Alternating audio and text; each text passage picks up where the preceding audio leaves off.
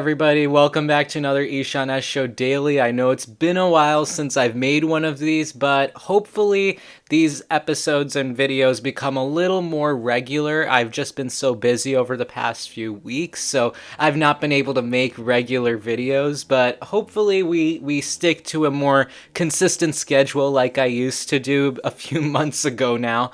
If you hear a bunch of lawn equipment, I apologize, but it's right outside where I record, so I can't really do much about it. But anyway, that's not what we're talking about. What I want to talk about is a topic that we love to talk about here on the channel, which is about the rumored VP shortlist for former President Donald Trump.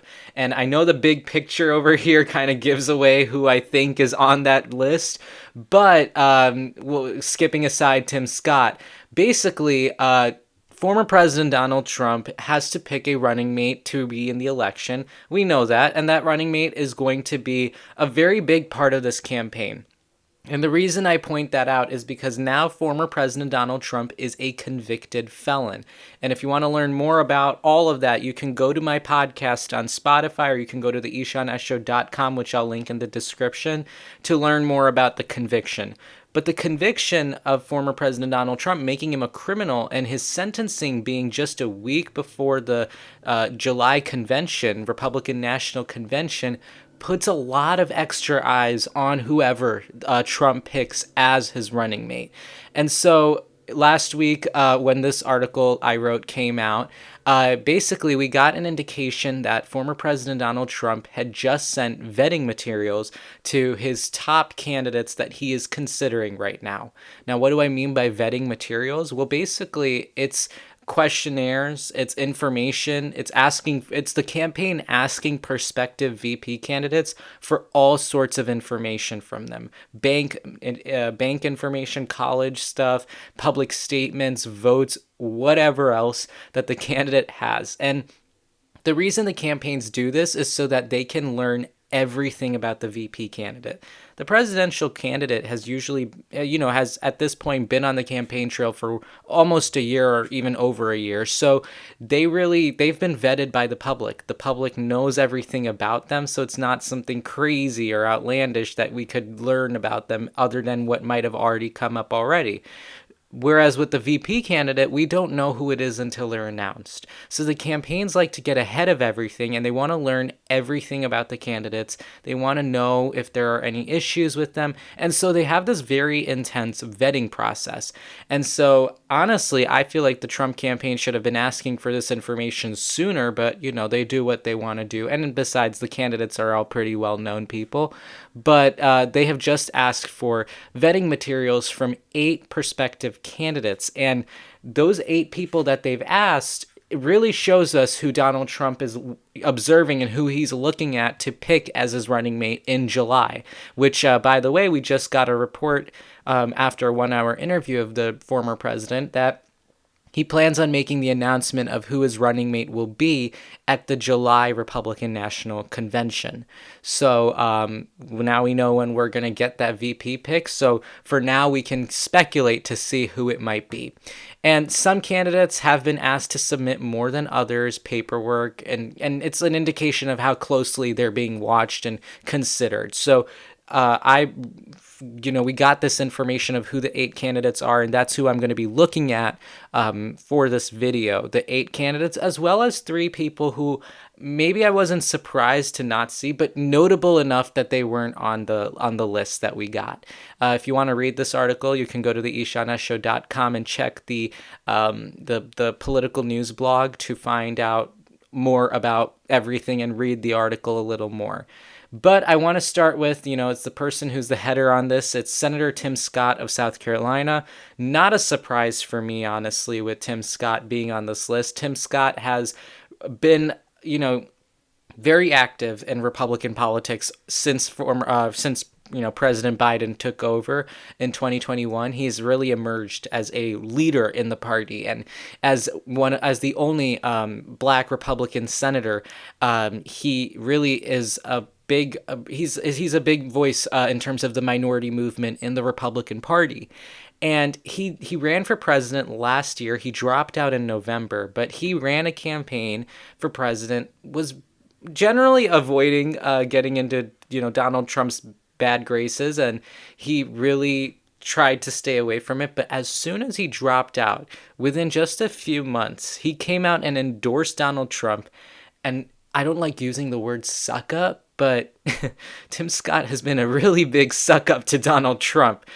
He has come out to be one of his fiercest defenders and one of his biggest supporters in the party, which is interesting because Tim Scott, the way he's been marketing himself over the years, he's marketed himself as, a nice, good, decent, a man of faith, not someone who you would traditionally pair up with Donald Trump, kind of like your Mike Pence.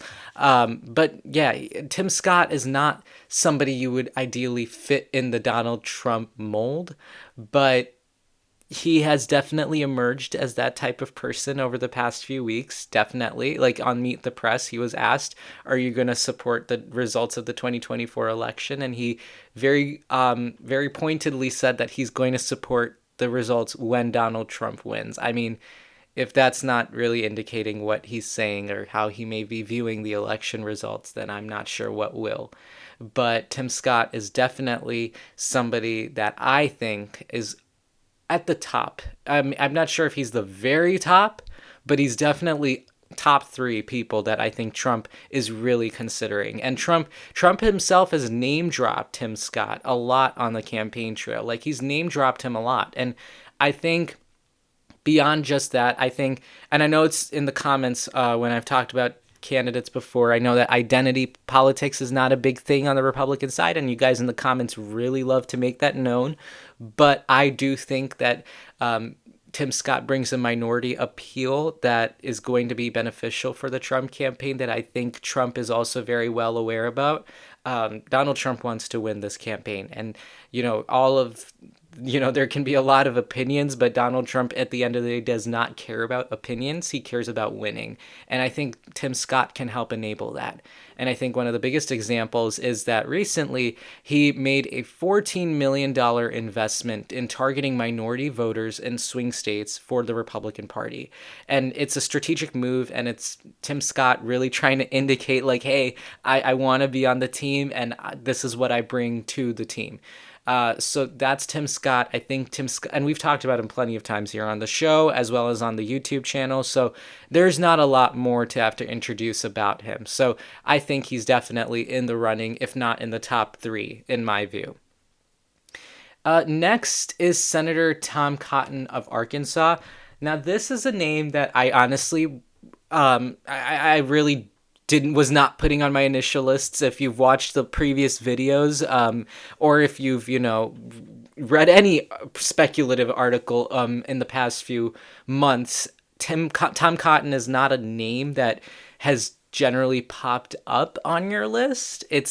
I was personally surprised to see him, but actually what happened was a few weeks ago, there was a New York Times article that came out basically saying that Donald Trump, for whatever reason, is very, very, very interested in Tom Cotton. And so the reason I was not putting Tim Scott as my number 1 choice in terms of who I think Donald Trump is thinking of is because Tom Cotton is in the equation. And I really don't know what to think of it, because in terms of an electoral advantage, Tom Cotton does not bring anything to the table. He is a middle-aged white guy from the state of Arkansas, literally the most Republican demographic you can think of. In terms of and he comes from Arkansas, ruby red state. Like, electorally, he brings no advantage. Where I think Donald Trump seems to really like Tom Cotton, and this is what I'm guessing, is a few things. One, he has very little baggage. Like, he doesn't have a lot of dirt on him, as much as maybe Tim Scott might have, or other people on this list. Tom Cotton does not really go into that mainstream media level politics. I think he stays a little further back, and that might be coming to his advantage in terms of that, for especially a candidate like Trump with so much baggage. And honestly, it seems like there's something new every day. Tom Cotton, on the other hand, does not carry a lot of that with him. I also think that he's a senator and he's been serving for a while now. And I think Tom Cotton might very well have those Senate connections that maybe Donald Trump wants, but I'm not sure that's the strongest reason, just because Tom Cotton is still a very hardcore MAGA Republican, so I don't see him winning any swing votes. Your Joe Manchins or Kirsten Sinemas. Obviously, neither of them are going to be in the Senate next year, but there will be moderates, and I don't think that Tom Cotton is necessarily the right type of person to be winning those votes for Donald Trump on key legislation. But, he's definitely he's not mainstream. He's definitely up there in terms of well-known Republican names, but it's just I don't really know what's so appealing about him. But in that New York Times article, Donald Trump really seemed to love the guy.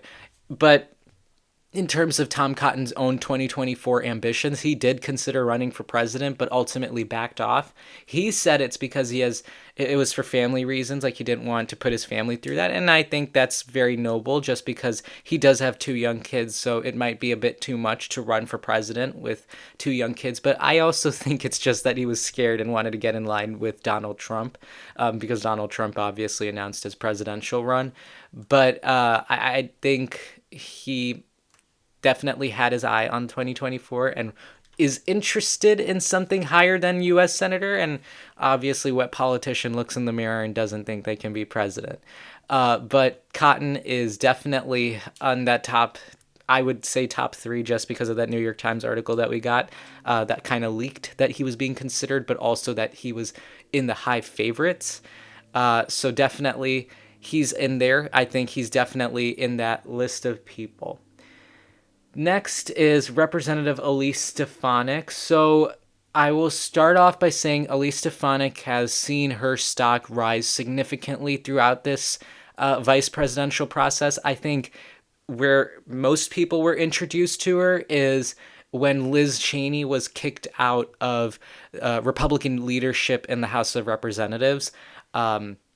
She used to be the number 3 House Republican. They kicked her out. And Elise Stefanik had a very quick rise and campaign to become the House GOP chair. I think that's where most of us know her from. And then recently, she's been hitting the airwaves. She's been on TV shows. She's been on news shows, really advocating and backing Donald Trump and making his support very, very well known. And she's like the type, she's one of those people who's made such a big shift into the MAGA camp. Like when she first ran for Congress, she's from New York. So if you're a Republican from New York, traditionally you want to be a little more moderate because it's New York. But when she first ran, she was not supportive of Donald Trump. She was not a fan of his.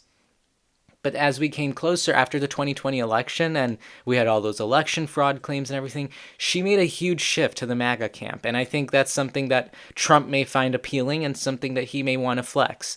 So I think she brings, in terms of that political acumen, I think she's very smart in the way she was able to switch camps and embrace the MAGA side. It's also how she got that number 3 spot in the House.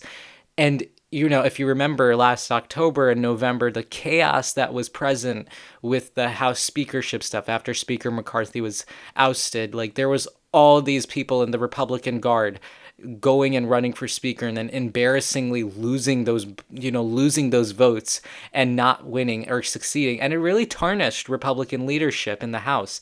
Elise Stefanik decided very smartly, in my view, not to run for speaker and tarnish her reputation, and it paid off. And she's young, so if she's not even selected as VP or if they don't win, and she still has that seat, I think she definitely has a future. I think she could totally be speaker one day. It's really not something out of the question, but she carries a lot of political acumen. I think another thing is that she is the only woman on this list.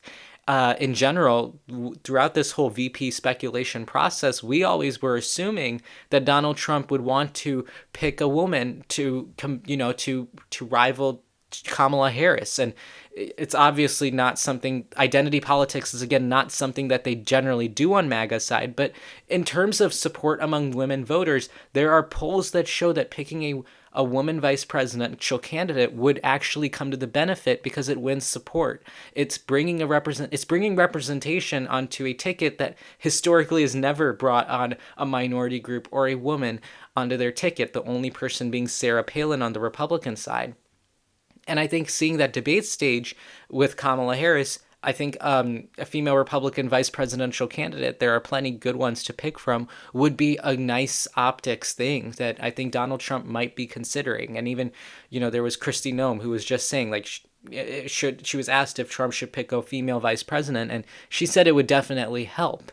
But yeah, Elise Stefanik definitely brings that political acumen to the table, although she would have to resign or drop out of the race for the 21st congressional district, which maybe she's not interested in doing. Maybe she wants to stay for a job. So we'll see what she ends up doing. But I think, and another thing is she's been very outspoken with the Israeli-Palestinian conflict. So she's definitely pushing her name out there. And we definitely recognize this face and we know who she is. So Representative Elise Stefanik. Next is Senator Marco Rubio of Florida. And this really edges out my top 4 in terms of who I think are the serious contenders. I'll explain why I think the next 4 are not necessarily serious, but Senator Marco Rubio and Donald Trump did not have the best relation to start off with. Marco Rubio ran for president in 2016 against Donald Trump, and they really did spat, and they fought a lot on the campaign trail. So it's not surprising that they weren't really friendly with one another. But in the years since, they've built a relationship, and actually at this point now, Donald Trump is very fond of Marco Rubio. And I think that's a good sign for Marco Rubio in terms of his chances. I still think Marco Rubio is one of those types of politicians where they're always just so close to achieving something bigger, and then they're not able to do it. And I think this vice presidential thing is, again, one of those things.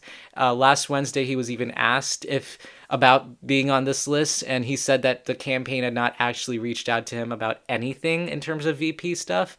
So, but Marco Rubio definitely brings that minority appeal again. Florida, he has the thing to flex, which is that with swing voters, Florida is a swing state. Well, was a swing state, no more in my book. But back when he ran for Senate, it was a swing state basically in 2010 or 12 or whatever. But it was a swing state back in the day.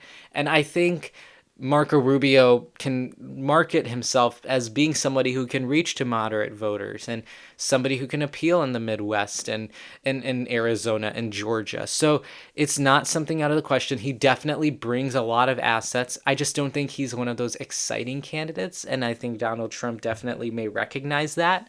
So in terms of his strength as a candidate overall, I don't know how likely it is for him to be selected. And I think also if Marco Rubio is selected and ends up winning, it would give Governor Ron DeSantis a new chance to pick someone to fill his Senate seat. And maybe Donald Trump is not a big fan of that idea since, Ron DeSantis ran against Trump, dropped out in January, but, ran against him. So maybe it's not the most exciting thing in terms of prospects for Marco Rubio. So it's not necessarily going too well, but Marco Rubio definitely is a big asset on the campaign.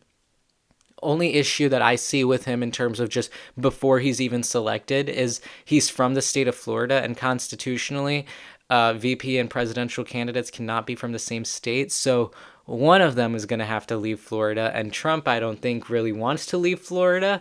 So I'm guessing Marco Rubio would be in the position, but he's a senator for that state. So there's a lot of complications there. So I don't know, but I don't think that's going to be disqualifying for Marco Rubio. I'm sure they'll work something out. But yeah, that is something to consider. But I think that's Marco Rubio. So the next 4 on this list, personally, I don't think are strong candidates, and I don't think they are necessarily even taken seriously. In my view, campaigns like to throw out names just to keep the press speculating, and I think the next 4 on this list are those types of people that they just threw names out for the sake of speculation among the media. And so we start with Representative Byron Donalds. He is also from Florida, member of Congress.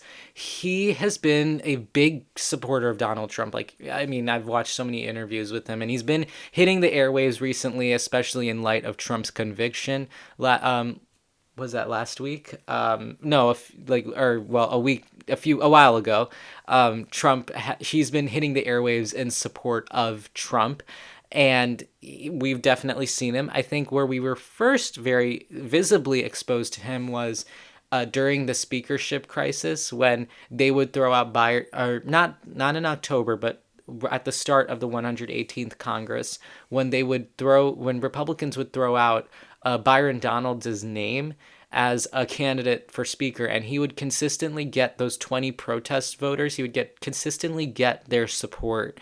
And I think for 5 or 6 rounds, he was the nominee for speaker. So that's where we were first introduced to him.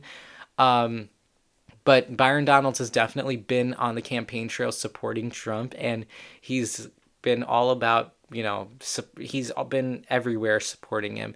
I think the signs would look really interesting, because what would the signs say? Trump Donalds? Maybe Trump likes that idea. But he definitely is very much MAGA core and very, I would say right wing, maybe more than Donald Trump even.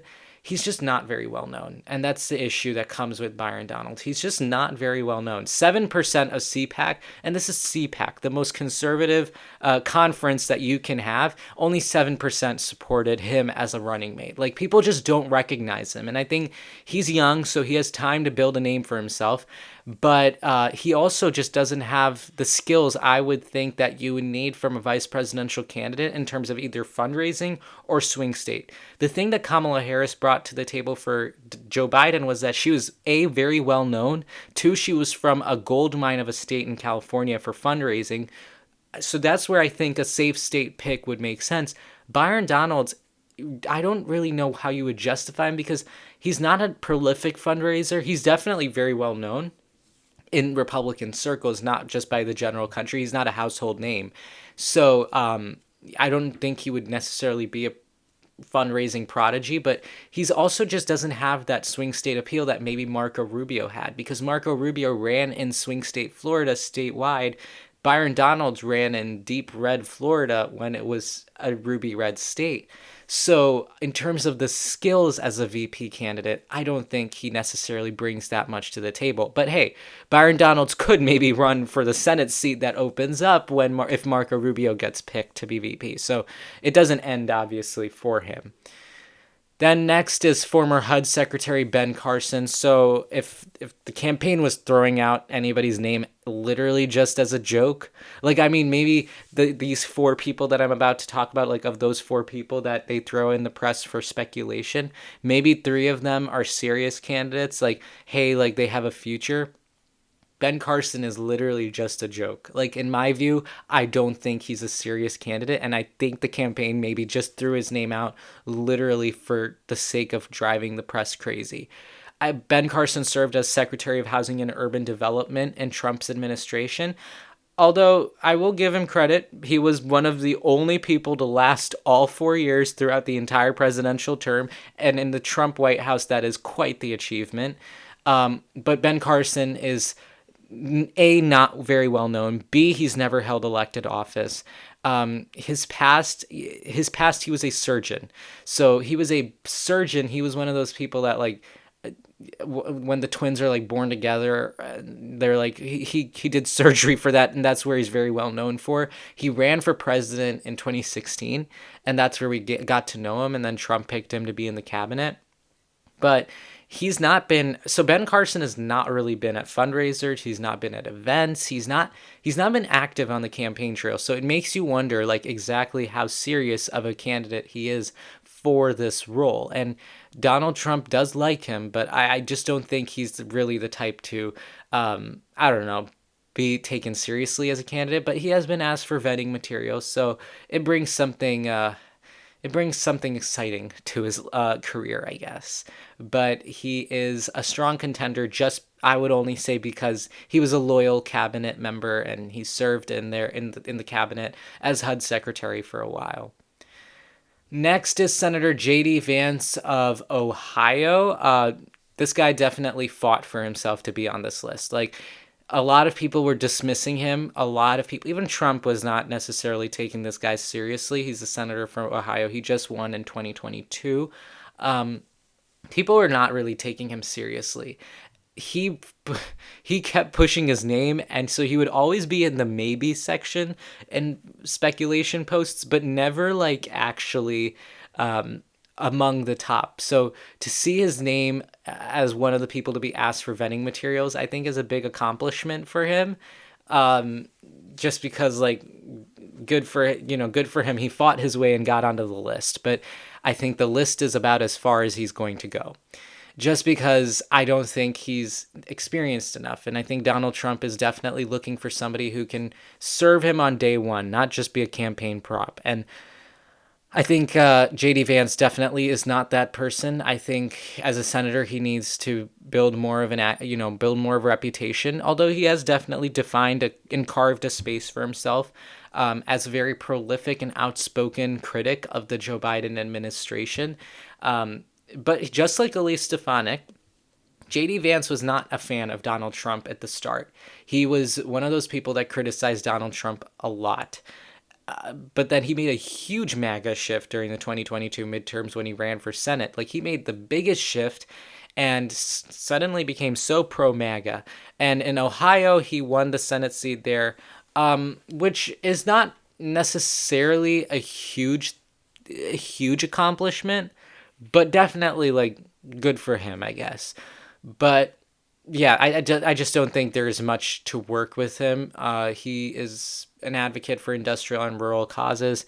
I think the best reasoning that I would think Trump might bring him on is because he's the only Midwestern candidate on this list. And so maybe in in Michigan, Pennsylvania, Wisconsin, he might be able to appeal to those Rust Belt voters because he is from that. And he wrote a book, a memoir, and it was about growing up in a working class family in the Rust Belt. So he has that charm among that demographic, but I don't know how much he really brings to the table other than that. And then last but not least is Doug Burgum of North Dakota. Definitely, he's a dark horse candidate in my view. I say he's a dark horse candidate just because we knew all these people's names on the list. The other 7 people I've just talked about, we knew them. We've seen them. We've seen their faces. Doug Burgum is not somebody you've seen anywhere. Maybe nowhere outside of North Dakota have you seen Doug Burgum's name. Then he ran for president last year, and he definitely built a name somewhat for himself. Like, he would be giving out gift cards to people or something for donating. I don't remember exactly what it was, but like he did some odd stuff, and he made a couple of debate stages, so he got the national attention. But I think the biggest thing that Doug Burgum was known for is dropping out of the presidential campaign. So throughout the entire presidential campaign, the thing he was best known for was dropping out. So that's the type of guy we're working with here. But he definitely I made the prediction that he would end up backing Chris Christie or Nikki Haley or something like that. Like, he wouldn't necessarily be the Trumpy kind of guy, but I was surprised because he did end up endorsing Trump either the night before or around the Iowa caucuses and New Hampshire primary, sometime around then. I can't remember. But Doug Burgum came out and endorsed Trump, and prospects shot up. I just thought he'd be a cabinet member or something, but VP pick is, I think if he's the VP pick, he would definitely be a Mike Pence. I think he would be a Mike Pence type of pick. And Trump, I think, really respects executive experience. That's why he picked Mike Pence in 2016, because Mike Pence is a governor. And so as a governor, he possessed the skills that I think Trump admires. And Doug Burgum is the only governor on this list, if I'm not wrong, just to make sure. Yeah, like, he is the only governor on this list. Ben Carson has executive experience, but, like, it's housing and urban development. So I don't know how much that really translates to vice presidential skill. Doug Burgum has that executive experience, so I think maybe he could be an interesting pick, and I think he's not the person that people initially had on their list, but somebody that we should definitely be taking a look at, because if he's not VP, I really want to place my bets that he's going to find himself in the cabinet somewhere. And then the next one is notable absences. These are just people that you may not be surprised to not see on the list, but, people that were once so big, and it's just interesting to see how much they've fallen to not be on this list. And the first one is Governor Kristi Noem of South Dakota. So we had North Dakota, now we have South Dakota. And Kristi Noem, if you've watched my previous videos about this topic, you know that Kristi Noem topped my charts every time. Like, she was the main person and like prominent enough, like important. But unfortunately for her, she really tanked her chances and with poor PR skills, like awful PR skills. She was a number one candidate. There was a point where they were putting Noem's name and Trump's name on signs just as a joke, I'm guessing, but they would throw their names on the signs, and like it would be like a way to pilot like what this Trump Noem thing might look like. But since her memoir, she has really ruined her chances. So she wrote a memoir, I'm guessing specifically just because she wanted to be, increase her chances of being VP. But in her memoir, she wrote about how she killed her pet puppy, because it was, quote, untrainable and exhibited aggression. And then she lied about meeting Kim Jong-un. She had a lot of mess ups. She really messed up a lot in that memoir. I mean, the dog thing especially, and the dog thing, like, I keep thinking of Judge Jeanine Pirro, who said, if there's one thing that'll bring Democrats and Republicans together in this day and age, it is that you cannot kill a puppy. And honestly, I don't even know why she wrote about that. Like, there would have been nobody at all that would write about this. Like, in politics, if you end up writing a damaging story about yourself, it's usually in the hope that the press will forget about it, and so you can write about it to get ahead of anybody that might leak it. But this is one of those stories where I don't think anybody would have known about this, and I don't think this would have ever come up. She could have lived her whole life without this having to come up. But she wrote about it, and it was to seem tough. It's just so ridiculous, like, why she chose to write this.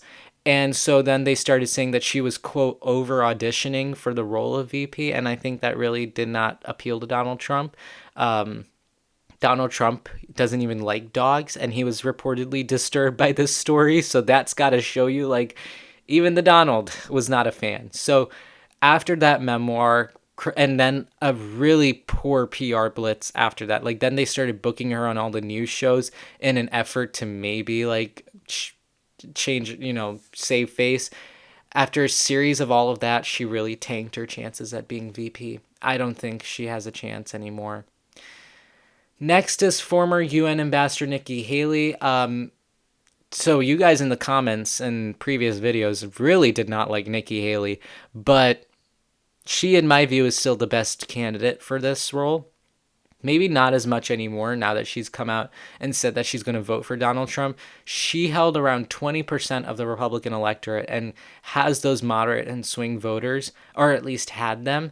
And I think she would have definitely brought a really good appeal.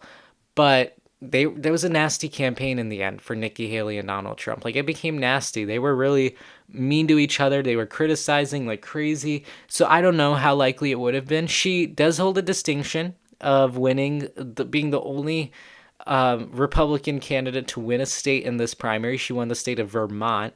And she got 43% of the vote in New Hampshire, I guess. So that was about as notable as her campaign was. And I think she consistently was, as a ghost candidate, she was winning votes, like a lot of votes, in primary elections. So I think it's not that crazy that she would have been a VP pick. But Donald Trump, when it was being speculated that she was supposedly on the list, Donald Trump goes on Truth Social and posts like, no, she's not being considered for VP. And that was it. But after Nikki Haley said that she would be voting for Donald Trump said that we're going to try to find a place for her on our team. So she's not going to be VP, but she'll definitely be in Team Trump. So I think that Trump maybe must have promised her like Secretary of State or something, or some really good role, because Nikki Haley has her eyes on 2028 now. She wants to run for president again for sure. And I think I have a feeling she will be president one day. That is my belief. She's a smart politician. So I think she definitely was promised a role in the Trump cabinet, and I would think it's Secretary of State since she served as UN ambassador already.